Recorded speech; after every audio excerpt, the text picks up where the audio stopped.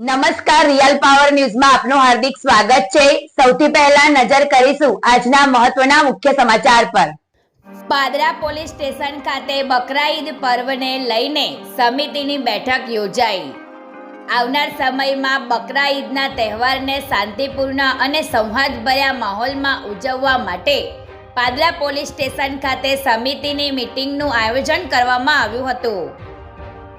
આ મીટિંગમાં હિન્દુ અને મુસ્લિમ સમાજના આગેવાનો, પોલીસ વિભાગના ઉચ્ચ અધિકારીઓ તેમજ પોલીસ કર્મચારીઓ મોટી સંખ્યામાં ઉપસ્થિત રહ્યા હતા।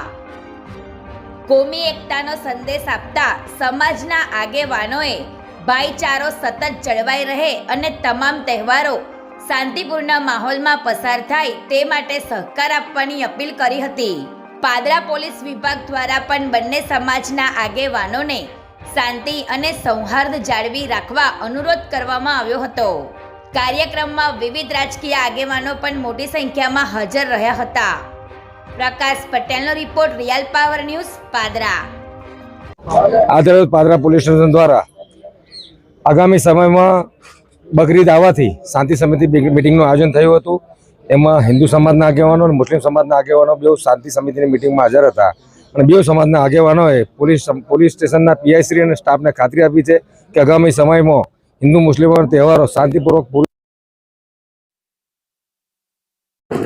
આગામી આવનારા સમયમાં મુસ્લિમ ભાઈઓનો તહેવાર આવવાનો હોય, પાદરા પોલીસ સ્ટેશનમાં પીઆઈ સાહેબના અધ્યક્ષ સ્થાને શાંતિ સમિતિની બેઠકનું આયોજન થયેલ હતું।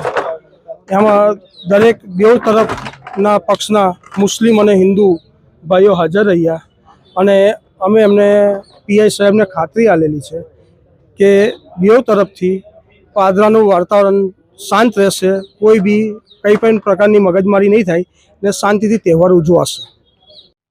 રોજ દરરોજના સમાચાર નિહાળવા માટે રિયલ પાવર ન્યૂઝ ચેનલને લાઈક કરો, શેર કરો અને સબસ્ક્રાઇબ